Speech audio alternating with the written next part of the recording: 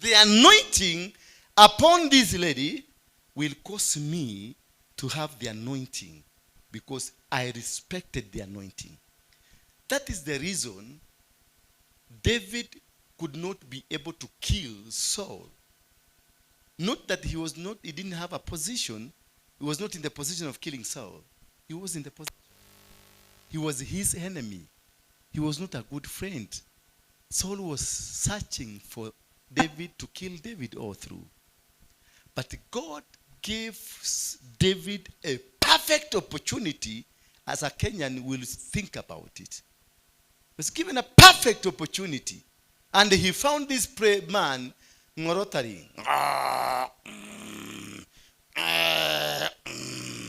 And I will imagine, because when you are so tired, many people when they are too tired, when they are snoring, they snore with their mouth open.